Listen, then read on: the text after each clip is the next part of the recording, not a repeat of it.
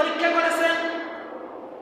যেমন নূহ আলাইহিস সালামকে আল্লাহ তাআলা দ্বীনের দাওয়াতের জন্য আল্লাহ তাআলা তিনি সিদ্ধান্ত করেছেন। নূহ আলাইহিস সালামকে বললেন, তুমি তোমার কওমকে তুমি দ্বীনের দাওয়াত দাও। নূহ আলাইহিস সালামের জামানায় কিন্তু বন্যা হয়েছিল, জানা আছে? নূহ আলাইহিস সালামের জামানায় যে বন্যা হয়েছিল, পৃথিবীর জমিনে এত বড় প্রলয় কখনো হয় নাই। নূহ আলাইহিস সালামকে আল্লাহ তাআলা 950 বছর হায়াত দিয়েছিলেন। আল্লাহ তাআলা নূহকে বললেন, নূহ রে, তুমি তোমার কওমকে দ্বীনের দাওয়াত দাও। দ্বীনের দাওয়াত দিয়া নূহ আলাইহিস সালাম অত্যন্ত মানসিক এবং শারীরিক নির্যাতন করেন। এমনকি তাকে লোকেরা পাগল বলতো, তার গায়ে থুতু নিক্ষেপ করত, পাথর নিক্ষেপ করত। এমনকি তাকে লোকেরা তার এলাকা থেকে তাড়াই দিয়েছে। এক পর্যায়ে নূহ আলাইহিস সালাম 950 বছরের ভিতরে মাত্র 40 জন লোককে দ্বীনের দাওয়াত দিতে সক্ষম হয়েছে। এক পর্যায়ে নূহ আলাইহিস সালাম জাতিকে যখন দাওয়াত দিতে গেলেন, বিভিন্ন অত্যাচারের সম্মুখীন হলেন। তখন নূহ আলাইহিস সালাম আল্লাহর কাছে বললেন, রব্বুল আলামিন, এখন আর আমি পারতে আছি না। এত অত্যাচার 950 বছর জীবিত থাকার মাধ্যমে মাত্র 40 জনকে তিনি তার হেদায়েতে আনতে পারলেন, অর্থাৎ নবীর অনুসারী বানাইতে পারলেন। নূহ আলাইহিস সালাম শেষ পর্যায়ে আল্লাহর কাছে বলতে আছে, রব্বুল আলামিন, 950 বছরের ভিতরে আমি দাওয়াত দিলাম, কিন্তু মাত্র 40 জন আমার অনুসারী হয়েছে, এখন আর আমি পারি না। তখন আল্লাহ তাআলা জিবরাইলকে পাঠিয়ে দিলেন। জিবরাইল একটা গাছের একটা কাঠ, ছোট্ট একটা গাছের কাঁচা ঠাল নূহ আলাইহিস সালামের হাতে এনে দিলেন, বললেন, এই ডালটি তুমি জমিনে পুঁতে রাখবে। নূহ আলাইহিস সালাম একটা পাহাড়ের পাশে ওই ডালটি পুঁতে রাখলেন। নূহ আলাইহিস সালাম দাওয়াত দিতে রইলেন। এর কয়েক বছর পরে জিবরাইল আলাইহিস সালাম বললেন, নূহ রে, আল্লাহ পাক হুকুম করেছে তুমি একটা জাহাজ তৈরি করো। আল্লাহ বললেন, একটা জাহাজ তৈরি করো। নূহ আলাইহিস সালাম আল্লাহর হুকুমে জাহাজ তৈরি করার জন্য তিনি মনস্থ করলেন, সিদ্ধান্ত নিলেন। এবং জিবরাইল আলাইহিস সালাম বললেন, নূহ রে, তোমাকে যে আমি একটা গাছের কাঁচা ডাল দিয়েছিলাম, সেই গাছটা এখন বিশাল আকারে পরিণত হয়েছে, বিশাল গাছ হয়েছে।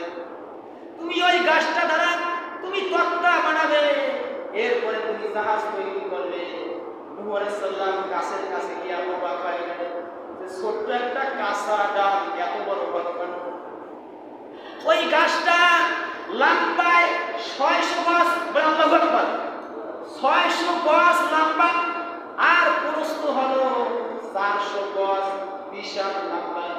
নূহ আলাইহিস সালাম এর অনেক ঘটনা, আমি মূল কথাটা বলছিলাম যে এই যে বিভিন্ন বিপদ আপদ হয়, এটা শুধু আমাদেরই কি হতে আছে না, নবীদের জমানায় হতো, এটা আমি বুঝাইতে চেয়েছি।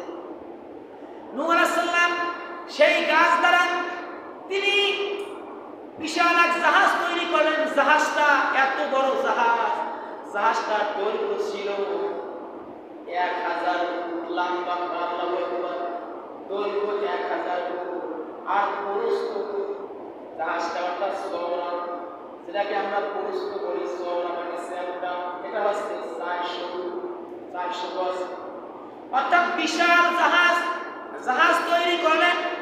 এরপরে নূহ আলাইহিস সালাম বলেন, নূহ রে, জবানের পয়গম্বর, তুমি তোমার অনুসারীদেরকে তুমি তোমার জাহাজ উত্তোলন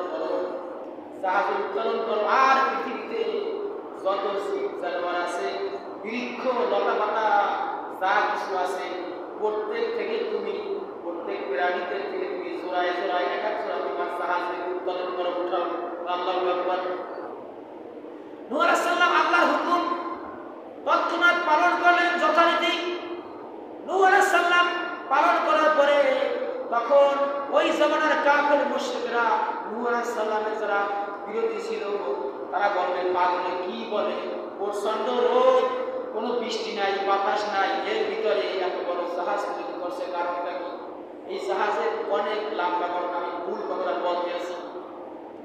এরপরে নূহ আলাইহিস সালাম জাহাজ তৈরি করলো, আর এক শ্রেণীর লোকেরা ঠাট্টা বিদ্রুপ করতে আছে, তিরস্কার করতে আছে। হঠাৎ করে রজব মাসে ছুটি চলে আসলো, দেখা গেল সবে সাদেকের সময় আসমান থেকে বৃষ্টি আরম্ভ শুরু হলো করে আল্লাহু আকবার। বৃষ্টি আরম্ভ শুরু হলো আর মাটির তলদেশ থেকেও পানি বের হওয়া আরম্ভ করলো। একে একে 40 দিন পর্যন্ত এভাবে বৃষ্টি শুরু হলো, বাতাস আর বন্যা পড়লাগন, বিশাল পড়লাগন। মনে করেন আপনি এই যে আমাদের কি হালকা বৃষ্টি হইয়া দেখা যায় কত পানি। 40 দিন পর্যন্ত বৃষ্টি হয়েছে। এই বৃষ্টিতে তামাম পৃথিবী সব তলিয়ে গিয়েছে। হাদিসের ভিতরে আছে, তাফসীরের ভিতরে, এই পৃথিবীতে সবচাইতে যে উঁচু পাহাড় তার উপরে 40 ফুট পানি হয়েছে। নবীর জামানায় একটা লোক ছিল যে উস নামে একটা লোক ছিল। উনি এত লম্বা ছিল, তাফসীরের ভিতরে আছে উনি 300 গজ, 3 ফুটে 1 গজ, ওই উস কিনা 300 গজ লম্বা ছিল বলে আল্লাহু আকবার। এমনকি নূহ আলাইহিস সালামের যখন জাহাজ তৈরির কাজে যখন তক্তায় সমস্যা হয়েছিল, তখন জিবরাইল বলল যে লোহিত সাগরে নীল নদী তক্তা আছে, তুমি উত্তোলন করে তোমার জাহাজের কাজ সমাধান করো। নূহ আলাইহিস সালাম বলেন আমি কিভাবে উত্তোলন করব?